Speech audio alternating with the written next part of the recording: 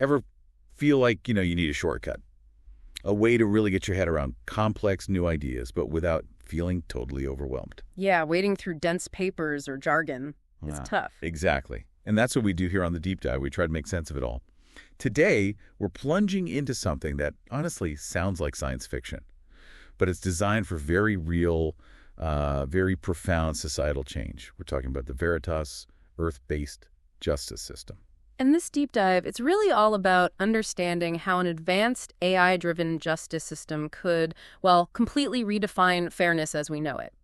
Our mission today is to unpack its intricate parts, explain how each piece works, and maybe most importantly, reveal the powerful ways it aims to benefit society, moving us far beyond, the traditional punitive model. The punishment-focused ones. Exactly. It's a vision where justice actually supports wholeness, supports healing. Okay, and when we say deep dive, we really mean it. We're going to uncover its unique philosophical bedrock, like what's it actually built on. Then we'll introduce you to its specialized AI agents. They act sort of like its conscience. We'll explore how Veritas measures justice with astonishing nuance, using metrics you might not expect at all. And we'll see its dynamic operational heartbeat, how it actually works day to day. So get ready for some, hopefully, truly illuminating aha moments. Things that might just challenge your whole idea of what justice can be. Okay, let's unpack this first part. The Veritas system. It isn't just like a bunch of clever algorithms, right? Or some giant database. No, not at all. It's fundamentally built on a really profound philosophical framework. It's a radical rethinking of what justice truly means. So going deeper than just legal codes. Much deeper. It's not just about what's legal or illegal. It's about what profoundly matters in the human experience of justice. And crucially, healing. That's absolutely right. And what's really fascinating here, the thing that sits right at the very heart of Veritas, its central guiding principle, it's something called the doctrine of meaningful thought. DOM-MT for short. DOM-MT, okay. You can think of it as Veritas's core operating system, maybe even its soul, if you like. And this isn't just a static set of rules, it's a revolutionary stance. Its core declaration is incredibly bold, almost provocative. It says, carceral logic abolished, reconciliation default true. Wow. Okay. Carceral logic abolished. That's huge. That's basically dismantling our current prison-centric system idea. Completely. It's saying we're not starting with punishment. We're starting with repair. We're starting with healing by default. That's a fundamental shift. It is. It signifies a complete departure from our traditional punitive models, the ones focused on prisons. It's a declaration that the system's primary impulse, its default setting, is always toward reconciliation. Okay, so if that's the core, what holds it up? What are these pillars you mentioned? What makes this doctrine so meaningful? Right. The DOM-MT is supported by several foundational pillars, and each one is meticulously designed to ensure justice moves beyond just retribution towards holistic societal benefit. And each one represents a pretty profound shift from conventional thinking. So, first pillar, emotional sovereignty. Emotional sovereignty. Okay, this core tenet states, each being has the right to experience, express, and integrate emotion as a sovereign force of truth. No justice is legitimate if it suppresses grief, rage, longing, or relief. So feelings aren't just allowed, they're central. They're central. And think about the societal benefit here. This principle directly addresses and prevents the suppression of valid human emotional experiences within the justice process. It ensures that justice acknowledges, respects the full spectrum of human feeling, which is absolutely crucial for genuine healing, right, moving forward. Yeah, absolutely. Imagine a court system where feelings aren't just tolerated, but are actually seen as integral to finding truth and resolution. That's different. So our current courts often see emotion as, a weakness, distraction, something to be controlled or dismissed. How does Veritas actively use it as a force of truth? Can you give an example? Maybe in a minor dispute? That's an excellent question. Okay, think of a scenario like maybe a long-standing property line dispute between neighbors. Okay, happens all the time. Right. And maybe it's escalated not really because of the land itself, but because of years of unspoken resentment, emotional slights, things like that. In a traditional court, they'd focus on deeds, surveys, the hard facts. The paperwork. But under emotional sovereignty, Veritas would prioritize creating a space where each neighbor could fully express their underlying grief about perceived disrespect, their frustration, their sense of violation, and do it without judgment. The force of truth here isn't just about objective facts. It's about validating the lived emotional reality of the conflict. Oh, And that validation you see, that unlocks pathways to genuine, lasting resolution that legal documents alone could never achieve. Because it gets to the why. Exactly. It's about truly understanding the why behind the anger, not just the what of the dispute. That's a huge distinction. Yeah. The felt reality, not Well, just the cold facts. Precisely. Okay, next pillar. Restoration over retribution. Makes sense given the core principle. It flows directly. The guiding question here is, justice must repair, not punish. All processes begin with the question, what would restore wholeness to all parties, including those unseen or harmed across time? And this isn't just a catchy phrase, it's a fundamental shift in purpose. Right. The benefit is clear. This moves the focus from inflicting punishment, retribution, Yeah. to achieving genuine healing, rebuilding relationships within communities. It aims for collective well-being, not just individual penance. It recognizes that harm ripples outwards. Yeah, it affects more than just the direct people involved. Absolutely, including those unseen or harmed across time. Yeah. Think intergenerational impacts. So in that property dispute example, the goal wouldn't just be settling the boundary line. Exactly. It would be about restoring the neighborly relationship, if possible, finding what wholeness looks like for them and potentially their corner of the community. I can imagine how different a system would feel if its first question was always, how do we make everyone whole? Rather than, who do we blame and how do we punish them? It just flips the entire paradigm. It really does. And that leads directly to the next one. Grief-calibrated proportionality. Grief calibrated. Okay, that sounds fascinating. It is. Here, grief is a metric. It says that harm must be understood not only by action, but by its emotional and temporal reverberations. Proportionality is rooted in the felt impact, not the rule violated. So the emotional damage counts just as much, or maybe more, than the specific rule that was broken. Precisely. By treating grief as a quantifiable metric, Veritas tailors justice responses to the actual lived experience of suffering. This allows the system to address those invisible harms like psychological damage, reputational damage, community trust erosion, things our current system often struggles with. Right, things that are hard to put a dollar figure on. Exactly. It makes justice far more empathetic and precise. It recognizes that a minor rule violation might carry an immense, long-lasting emotional toll, and the response needs to reflect that felt impact. That's incredibly innovative, using something as complex and subjective as grief as a metric. My immediate question, though, is how? How do you quantify grief without it becoming, arbitrary or even manipulated?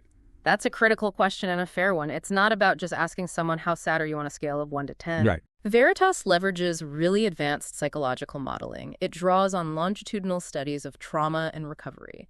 It can incorporate things like real-time biofeedback, community impact assessments, narrative analysis. It's about understanding the duration, the intensity, the ripple effects of emotional pain, transforming that subjective experience into an actionable measure for tailoring the restorative process. Okay, so it's sophisticated. Yeah. Not just taking someone's word for it. Very sophisticated.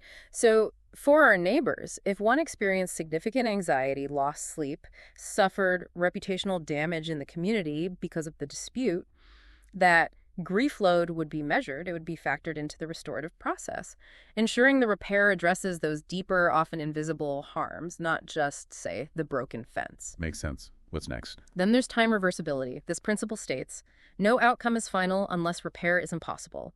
Justice must be temporally sensitive, reversible where healing allows, and open to revisitation as understanding deepens. Wow. So decisions aren't necessarily forever. Not unless repair is truly impossible. This is a critical component because it allows for ongoing adjustment, continuous healing processes. It ensures that justice can adapt to new information or evolving understandings of harm. Think about how understanding of trauma has changed over decades. Yeah, drastically. Exactly. This prevents rigid outcomes that might later prove unjust or incomplete. Think about how many traditional legal outcomes are final, locked in, even when new evidence or understanding emerges years later. Right. Appeals are hard, reviews are rare. This doctrine prevents that rigidity. It allows for true, lasting closure, which sometimes takes time and revisiting. So justice can learn and grow over time, just like people do. It's not a one-and-done verdict. That is a massive shift from how most systems operate today. It absolutely is. Okay, fifth pillar, cultural resonance. Cultural resonance. Justice must speak the symbolic language of those it serves. Every act of justice should align with cultural meaning, story, land, and right. This principle promotes deep inclusivity. It validates diverse worldviews. By ensuring that justice practices are culturally appropriate, it prevents cultural appropriation and enhances legitimacy, especially within marginalized communities who might feel alienated by or unseen by conventional Western legal systems.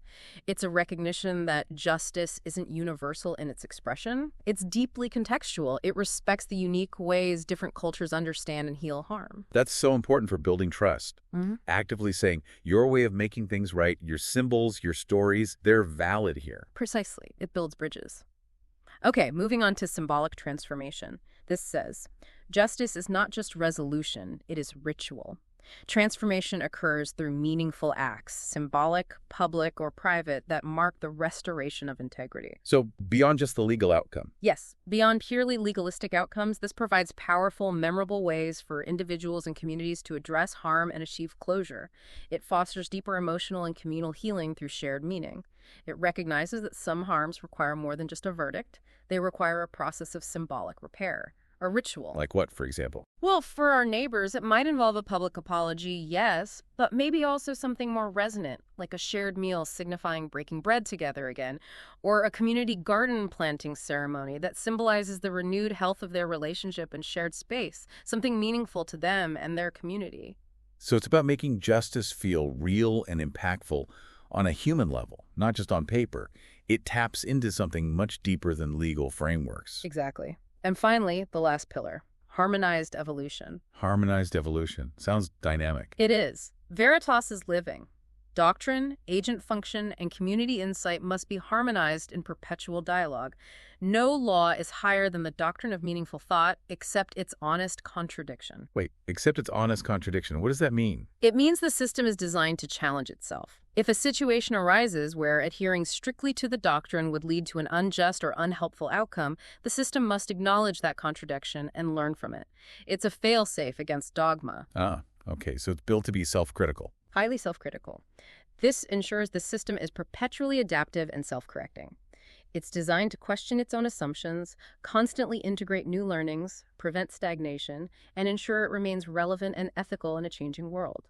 It's a built-in mechanism for critical self-reflection, ensuring it doesn't just blindly follow past precedents, what the text calls inheriting the brutality of custom, but actively challenges and refines itself, moving towards a pure form of justice. So what does this all mean for you, the listener? It really seems to be a fundamental shift in how we think about justice. It values feeling and healing just as much as facts and rules. It's designed to be deeply, profoundly humane. It's almost like the system itself is intended to be a living thing, constantly learning and improving. That's a perfect way to put it. The DAW-MT isn't static. It constantly evolves. Through simulations, by processing edge cases, by identifying those ethical contradictions within its own framework. This ensures it doesn't get stuck in the past, but actively challenges itself, continually striving for, well, optimal justice. Imagine a justice system designed to truly understand your unique path to healing and restoration, not just assign blame or impose a penalty. This is the bedrock of Veritas, a system that kind of breathes with the human experience and grows with our understanding of what it means to be whole. Okay, so that's the foundation, the philosophy. But you mentioned AI agents. This sounds like where the tech really comes in. Absolutely. Here's where it gets really interesting technologically speaking. Veritas operates as a multi-agent system. Multi-agent, like lots of different AIs. Exactly. A sophisticated network of specialized AI entities. And they're not just separate programs running in isolation. They're designed to work together, like a highly coordinated ethical justice team. Think of it as an intricate web of interconnected AI agents. They ensure that every facet of justice, from objective data analysis to nuanced emotional understanding, is addressed. Okay. Each agent brings a unique ethical lens to the table, and they communicate dynamically to arrive at the most just and restorative outcome possible. And the incredible benefit of this approach, having all these different specialists. Well, this distributed intelligence with its distinct ethical lenses is specifically designed to minimize bias and maximize fairness in ways a single monolithic AI system just couldn't. Right, because one AI might have its own blind spots or biases baked in. Precisely. This is like having a dream team of experts for every single case, each specializing in a crucial aspect of justice, all working together seamlessly to achieve a holistic outcome. Less chance of one perspective dominating unfairly. Okay, so let's meet some of this team. Who are these key agents? All right, let's delve into some of the key agents and their specific functions, and let's try to link each one directly to a crucial societal benefit. Think of them less as a list and more as specialized roles within this intelligent, compassionate system. First up, the leader, essentially. JNO, AO1, lead judicial agent. Hello. JUNO is the central arbiter, the orchestrator of the entire system. It directs how the other agents coordinate, it leads the tribunals or decision-making processes, and crucially, ensures that all the inputs align with that just and severity scale we'll talk about later. So JUNO's the conductor. That's a great analogy, the conductor of this intricate orchestra. Its benefit is profound. JNO provides a coherent, ethical decision-making hub for incredibly complex cases. It ensures consistency and integrity across all the justice processes, makes sure everyone's playing their part in harmony. Okay, so JUNO is keeping everyone in tune and moving in the right direction. But given that role, what's the biggest challenge for JUNO? Coordinating so many specialized AIs, especially with ambiguous or totally new kinds of cases. That's a sharp question. I think the biggest challenge for JNO lies in arbitrating conflicts between agents whose ethical lenses might, at first glance, seem contradictory. Like data versus emotion. Exactly. For example, the agent focused on objective data might present a very different perspective than the one prioritizing subjective emotional truth, like Liewire. JNO's brilliance isn't in just averaging them out. It's in its ability to synthesize these diverse inputs, to find the underlying coherence with the doctrine of meaningful thought, ensuring the resolution truly aligns with restoration and healing, even in novel situations. Like an AI rights dispute. Or something we haven't even thought of yet. Precisely. Situations where there's no clear precedent. JNO has to guide the synthesis. Okay. Who else is crucial? Then there's Veritas, AO2, doctrinal source. The namesake. Yes. This agent acts as the supreme guide, the ultimate source, the guardian, really, of the doctrine of meaningful thought itself, the benefit. Veritas ensures that those foundational ethical principles, the core values, are consistently upheld and accessible throughout every operation of the system. It's the system's ethical conscience, its constant reminder of its core purpose, always checking back, are we aligned with the DMT? So JNO orchestrates, Veritas keeps the ethical compass true. You got it. Now, building on that capacity for evolution we talked about, there's Polyamenia, AO3, Agent Creation Engine. This one's quite unique. Agent Creation Engine, it makes new AIs. Yes. Polyamenia is the only agent permitted to generate new agents. It leads the system's ongoing expansion and adaptation. Its benefit is critical for the long term. Polyamenia guarantees the system's capacity for continuous adaptation and growth. It enables Veritas to evolve and address new emergent justice challenges. Like what? Well, think about disputes over digital identities, complex ecological conflicts, maybe even the rights of synthetic organisms down the line, things we can barely conceive of now. Polyamenia ensures Veritas can remain relevant in a rapidly changing world by creating the new specialist agents needed. So it's the system's own architect for its future, making sure it can always adapt and grow new capabilities to face unforeseen challenges. That's truly thinking ahead. Wow. Absolutely. Next up, dealing with time. Tempus, AO4, Time Authority. Tempus like time. Exactly. Tempus is the primary timekeeper. It's responsible for temporal calibration, synchronization across the system, and enforcing that principle of time reversibility we discussed. The text says it ensures emotional sovereignty by avoiding unnecessary temporal fixation. What does that mean? Avoiding temporal fixation. It means not forcing healing or resolution onto a rigid, artificial timeline, respecting that grief and understanding unfold at their own pace. Tempus also maintains fairness and equilibrium by recording only what is vitally necessary, avoiding creating a permanent, potentially harmful record of every detail. Okay, focusing on what matters for healing and justice. Right. And its societal benefit is immense. Tempus allows justice to accurately account for the nonlinear, long-term impacts of harm. It's critical for enabling decisions to be revisited for deeper healing. And it supports the concept of intergenerational justice, ensuring that past harms can actually be addressed meaningfully in the present. That's huge and connected to grief. Precisely. Closely related is Kairos AO5 grief time calibration. Kairos, like opportune moment. Or maybe grief's own time. Something like that. Kairos aligns the urgency and timing of justice processes with the natural cycles of grief and mourning. It integrates those grief analytics we talked about and supports emotional sovereignty in decision-making. The benefit here is that Kairos ensures justice is profoundly sensitive to the emotional processes of those involved. It minimizes the risk of re-traumatization. It fosters pathways to genuine, time-sensitive healing. It respects that healing isn't linear and can't be rushed or forced into a neat schedule. So Tempest manages the overall timeline of reversibility, while Kairos fine-tunes the process based on the human emotional rhythm of grief. You see how they work together? They fundamentally change how justice deals with the passage of time and the very human process of healing. These two agents really emphasize that humane temporal aspect, making sure justice isn't just a snapshot. It's incredible to think of a system designed to heal harms from centuries ago, not just yesterday, by carefully managing the timeline of intervention and healing. That's the aim. Then we have Orion, AO6, Ontology and Rights Architect. Ontology, like the nature of being. That sounds deep. It is. Orion frames rights.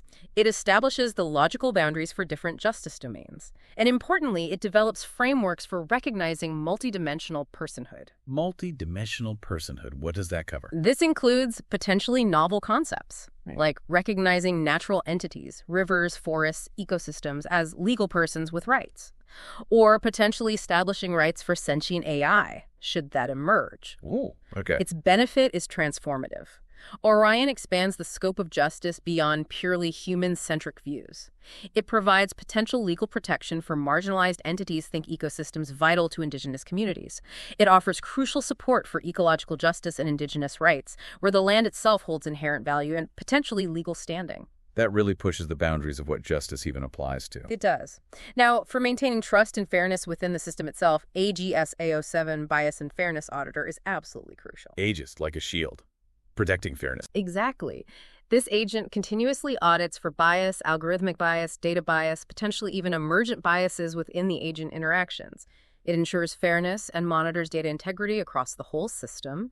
It implements something called a fairness error ledger and collaborates with another agent, Mura, to address any bias-borne contradiction. Bias-borne contradiction. Where a bias in the system leads to an outcome that contradicts the core principles of the DOM-T. AGI flags that. The profound benefit of AGIs is that it actively combats algorithmic bias. It ensures equitable outcomes and builds trust in AI-driven decisions. And critically, it's designed to ensure proportional and context-sensitive fairness, not just flat equality, which can sometimes mask or even worsen deeper injustices.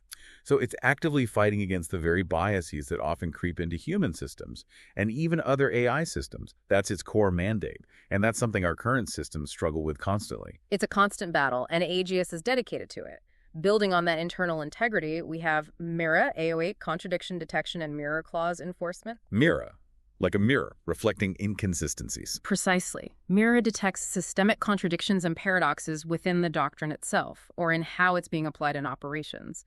It looks for logical inconsistencies, and crucially, it protects agent identities and roles under something called the Mirror Clause. We'll get to that. So MIRA is like an internal guardian of consistency. Yes. Its benefit is ensuring the system's logical and ethical coherence, preventing internal inconsistencies, preserving the integrity and autonomy of its core functions, making sure Veritas remains true to itself and doesn't start contradicting its own principles. Okay, what about the human element, the stories? That's where LYRA, AO9, Narrative Truth and Lived Experience comes in. This agent plays a vital role in humanizing justice. Lyra, like the instrument, associated with stories and poetry. Exactly. LIRA curates testimony, memory, synthesizes lived experiences. It enables narrative truth files, which allow for a kind of verified emotional audit of experiences. The key benefit is that LYRA centers justice on human realities. It validates personal stories and experiences as foundational evidence. This is vital for relational restoration, for building shared understanding between parties.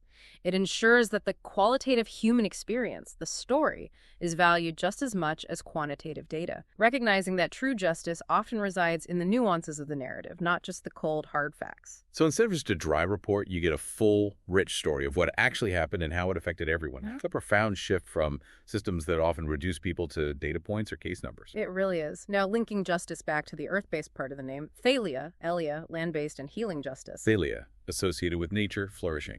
Yes. Thalia focuses specifically on healing harms to the land.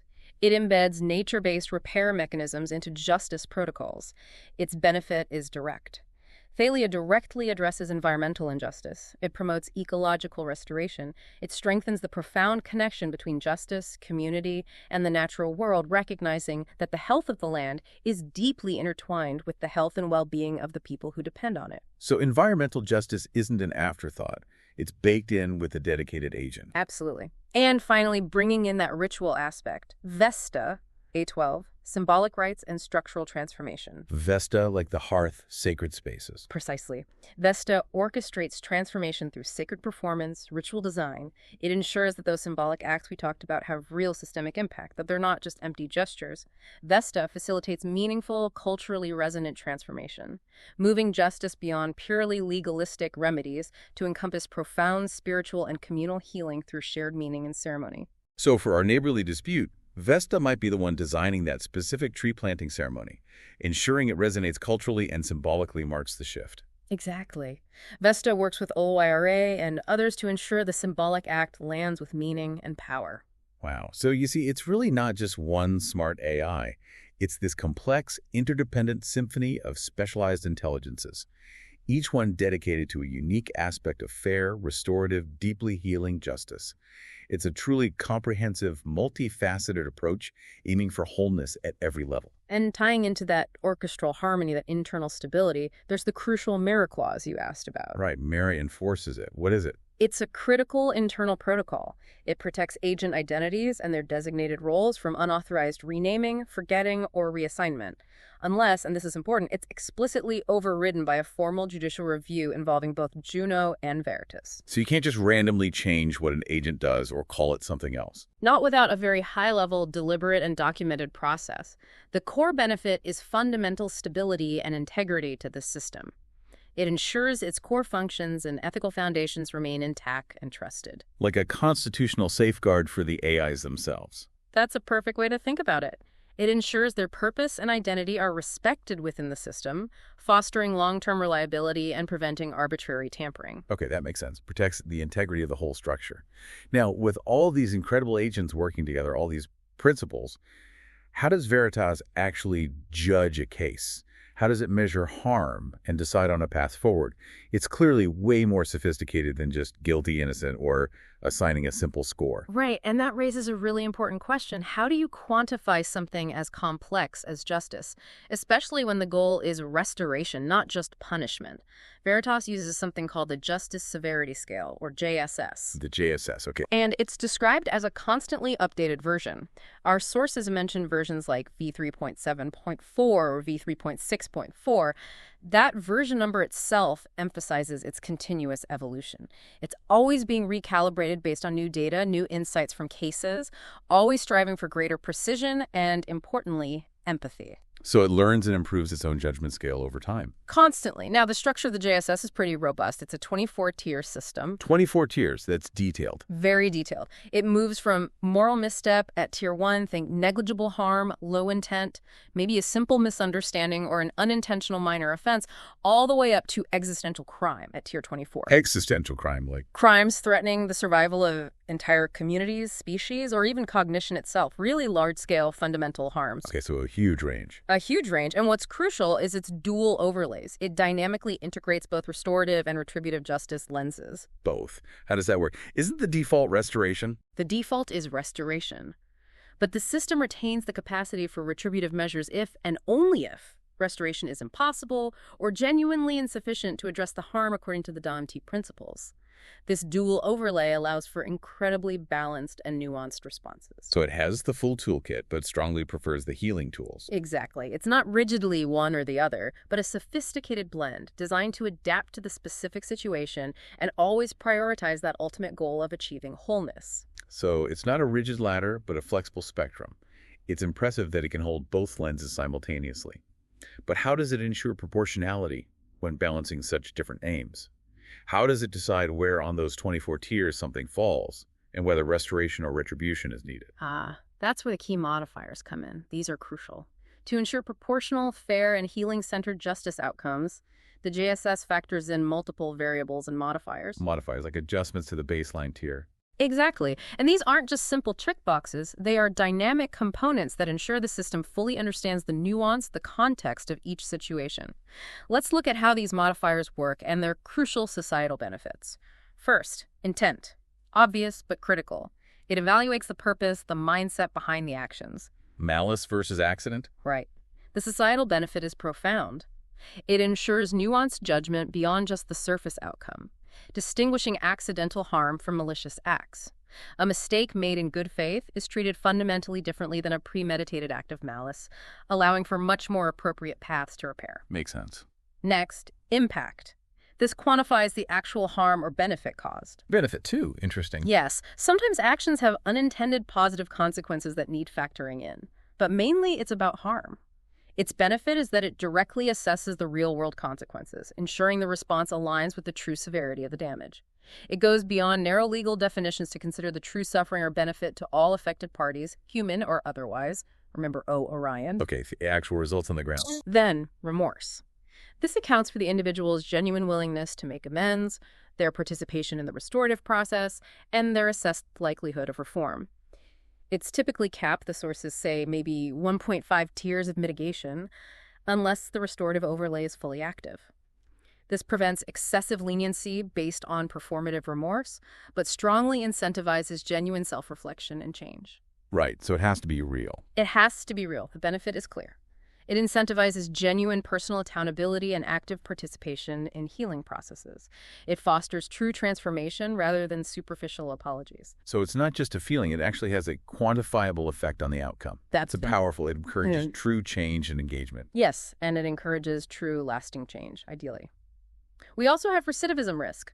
This predicts the likelihood of repeated harm using sophisticated modeling. Looking for. Exactly. Its benefit is that it informs tailored interventions aimed at preventing future harm, focusing on rehabilitation, support, addressing root causes, ensuring public safety, rather than just backward-looking punishment. This modifier is future-oriented. Okay. And you mentioned grief earlier. Yes, critically, there's the grief load modifier. This explicitly measures the emotional and trauma burden carried by individuals and communities. The metric we discussed. The metric itself applied as a modifier. The benefit is that it deeply humanizes the justice process. It ensures that responses are profoundly sensitive to the felt suffering. It helps prevent re-traumatization by fully factoring in that emotional impact. This directly ties back to the DOM-T and emotional sovereignty, ensuring those echoes of harm are fully heard and addressed in the outcome. That feels essential for a restorative system. Absolutely. Then there's systemic context, another vital one. This accounts for structural and societal influences on actions, including things like poverty, discrimination, lack of opportunity, or even direct institutional abuse. The benefit here is massive. It addresses the root causes of injustice. It moves beyond blaming just the individual to tackle systemic inequities, particularly powerful in areas like economic justice, where biases might be hidden within seemingly neutral structures. Right. It recognizes that sometimes individuals act within systems that are themselves unjust or that push them towards certain actions. That's a huge step forward. Acknowledging that individuals don't act in a vacuum, it pushes justice beyond just individual accountability to address larger societal problems. Precisely. We also have victim vulnerability. This adjusts the severity based on the susceptibility of the victim or the entity harmed. Was the victim part of a group facing systemic discrimination? Were they a child? Was the ecosystem already fragile? This provides additional protection and consideration for the most vulnerable individuals, groups, or even places, ensuring justice is equitable and sensitive to existing power imbalances. Good, that's crucial. And in our modern world, digital propagation. This measures how digital actions like online harassment, spreading misinformation, digital identity theft can rapidly and widely spread harm. This adapts justice responses to these modern challenges, recognizing the unique, far-reaching, and often persistent impact of harm in interconnected digital spaces. Yeah, online harm is a whole different beast. It is. Finally, to keep it all balanced, there are strict modifier stacking rules. The source mentions a cap, for instance. Cap combined modifier impact at 1.5 total tiers, up or down. This prevents excessive leniency or harshness from piling up multiple modifiers. It maintains proportionality and balance in complex cases, ensuring no single factor disproportionately sways the outcome, and the system remains fair and consistent. Okay, so there are checks and balances even on the modifiers themselves. Absolutely. It's all about that calibrated, nuanced fairness. So you see, it's really not just guilty or innocent. It's this incredibly deep dive into why something happened, who was truly affected emotionally, systemically, culturally, and how everyone involved can genuinely heal and move towards wholeness. This is a system designed for a nuanced restorative truth, where every variable is meticulously considered. And what's truly revolutionary about the JSS, tying back to its evolution, is its continuous refinement and auditing. Right, you mentioned it's constantly updated. Yes. It's not static. It gets updated frequently. The sources suggest thresholds like after every 3,000 cases or 30 days, or even through real-time fairness audits. AJ's, our Bias and Fairness Auditor agent, conducts these audits. It uses specific metrics like the Fairness Deviation Score, FDS, and identifies bias factors. Can you give examples of improvements? Sure. The sources mention concrete examples like false positives dropped 1.2% overall in certain types of cases after refinement, or improved prediction alignment for drug property offenders, meaning the system got better at predicting recidivism risk specifically for those groups. It even proactively identified and neutralized a minor bias against marginalized ZC codes that was creeping into risk assessments. Wow, so it caught a geographical bias. Yes. And when it detects issues like outlier rates exceeding a certain threshold, say 20%, it proactively recalibrates things like the modifier weight curves and fairness threshold bands. It fine-tunes its own parameters. Exactly. This means the system is constantly learning and improving its own sense of fairness. It actively combats algorithmic bias. It moves, as the source says, from reactive fairness correction to proactive ethical mediation. Proactive ethical mediation. Meaning, errors are now detected, corrected, and explained before they affect lives. That's the goal. It ensures the system is always striving for optimal justice and actively preventing harm rather than just reacting after the fact. That's a huge difference. Justice that learns and self-corrects before it makes a mistake. Yeah. Okay, so we have the philosophy of the agents, the way it measures justice. How does this incredibly sophisticated system actually work in practice, day to day? What are the operational rhythms, the protocols, the safeguards that make sure it stays true to its ethical core? Right. That's where the operational protocols come in. This is where the rubber meets the road, turning those principles and agent functions into actual processes. And if we connect this to the bigger picture, Veritas operates in a deeply cyclical and layered way. It's designed to be continuously self-correcting and adaptive. It's less like a rigid machine and more like a living, breathing organism constantly monitoring its own health and integrity. A living justice system. Okay, how does that look operationally? Let's start with its judicial review cycles. It's not just case by case. Veritas employs a 5-case judicial review. Every 5 cases? Yes. Every 5 completed cases triggers a formal review by Juno, the lead agent, and AGIs, the fairness auditor. This ensures immediate micro-level feedback. Are we seeing any patterns, any immediate issues? But on top of that, there's a quarterly doctrinal reflection. These are scheduled, much deeper reviews where the core doctrine, the policies, the agent performance metrics are revisited and refined based on broader trends and learnings over the quarter. So quick checks and deeper dives. Exactly. The benefit of these regular audits at multiple levels is crucial.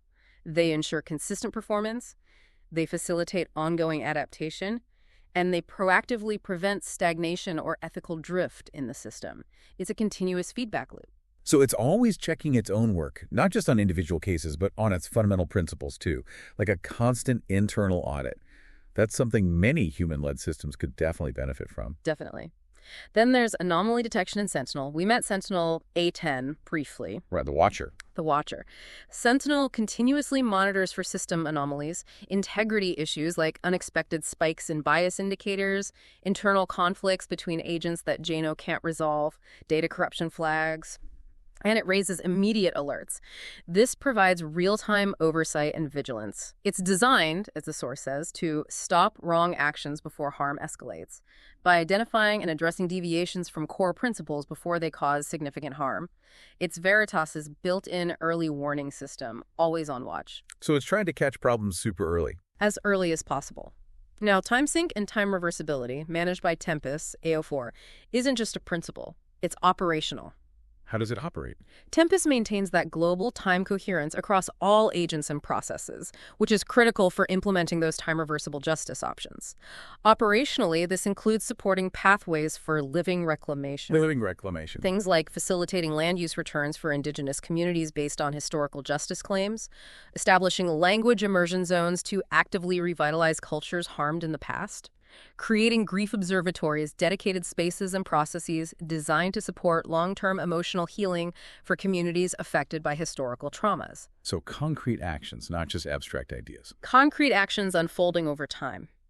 And Tempest, operationally, ensures emotional sovereignty by avoiding unnecessary temporal fixation, meaning it manages case timelines flexibly to allow healing to unfold naturally rather than imposing rigid deadlines. This allows for justice processes that span generations, effectively addressing historical harms and supporting that long-term, continuous healing. It's incredible to think of a system operationalizing healing from centuries ago, actively breaking cycles of intergenerational trauma through tangible, ongoing processes. That's the ambition, and a core part of its Earth-based philosophy. Now, a critical safeguard, operationally, tied directly to the DOMT's emphasis on respect and sovereignty, is the Ritual Consent Codex, RCC. Okay. This is a codified law within Veritas. It ensures no ritual, symbolic act, or ceremonial invocation is enacted without full, informed, and emotionally sovereign consent. So Vesta can design rituals, but people have to genuinely agree. Absolutely. Full, informed, and emotionally sovereign consent, meaning no coercion, no pressure, a genuine yes from a place of understanding and agency. This safeguards individual and communal autonomy. It prevents symbolic violence or tokenism. It ensures all restorative practices, especially the symbolic ones, are truly consensual and meaningful, not just imposed. That protects against making things worse by forcing a ritual. Exactly. Now, how does it learn from the outside world safely? Through web access gatekeeping. Agents don't just browse the web freely. They require specific authorization to access web updates or external data. This usually happens in structured batch web sync rounds that are controlled and monitored by JNO. So it's not just indiscriminately soaking up everything from the internet like some other AIs. There's a very deliberate curation and control process. Very deliberate, like a highly intelligent librarian vetting its sources carefully. This tightly controlled process manages external data integration. It maintains system security, protects against malicious information or manipulation, and ensures doctrinal fidelity that external info doesn't corrupt its core principles. Okay, that makes sense. A necessary firewall. And in a rather unique nod to the, well-being of the AI itself, Veritas has operational rest and downtime protocols. Rest for the AI. Yes. The system has defined specific rest modes, like something called sanctuary lock, and maintains downtime logs.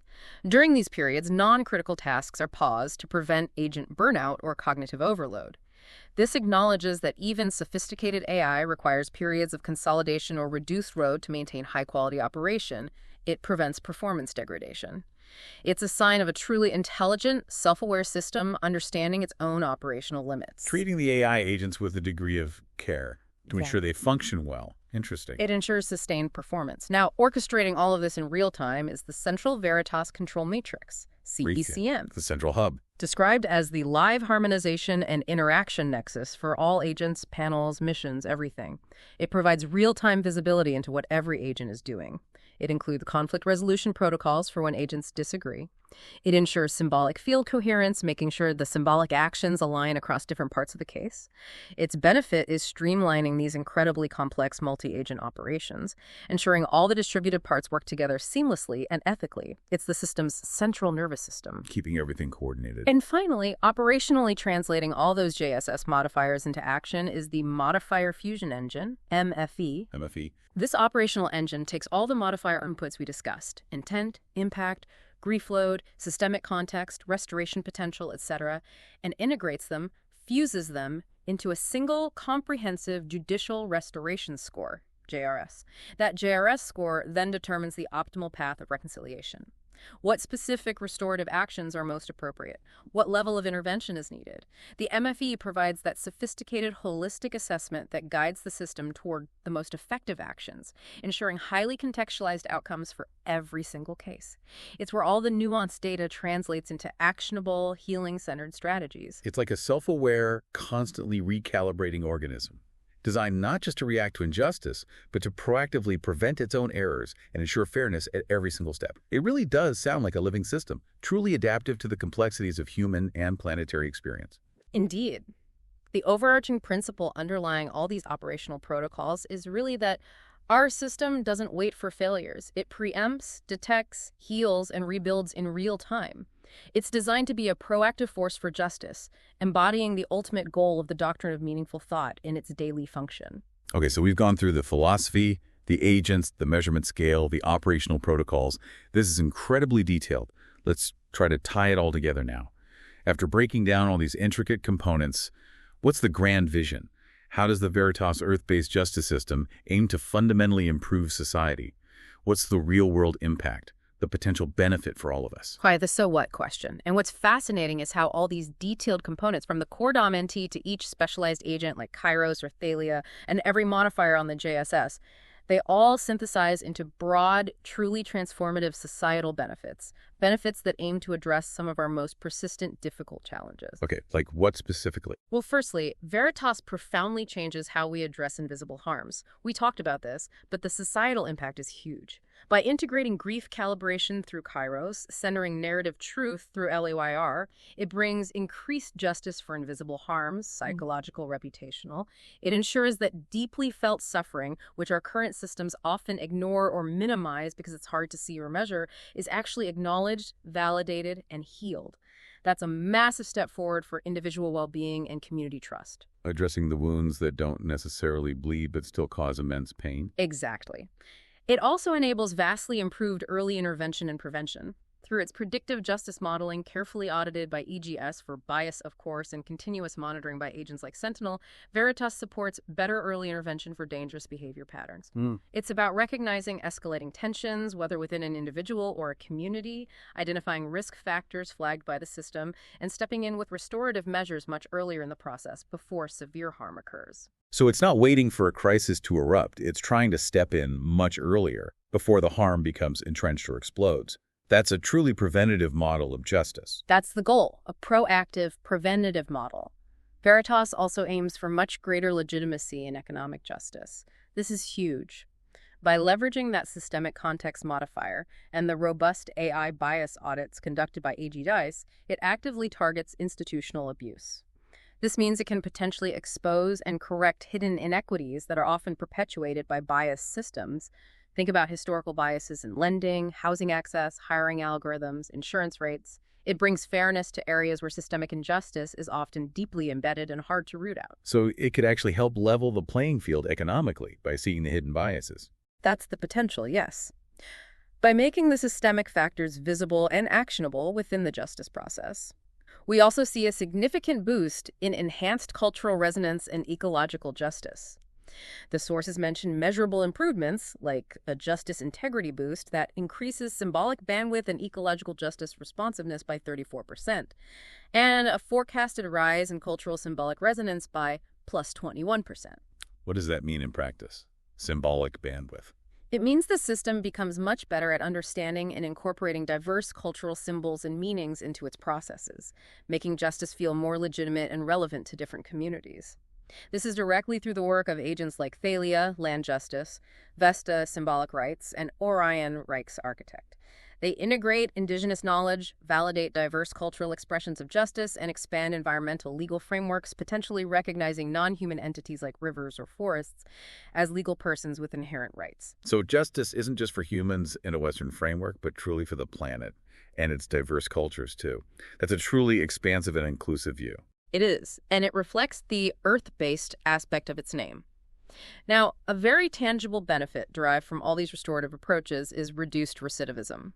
Pilot modules mentioned in the sources predicted a significant 27% predicted recidivism reduction versus traditional sentencing. 27%, that's substantial. It's very substantial. It demonstrates a potential direct, measurable impact on public safety and individual rehabilitation. Because the restorative approaches prioritize healing root causes, building skills, community reintegration, rather than just punitive confinement, which often fails to address why the harm happened in the first place.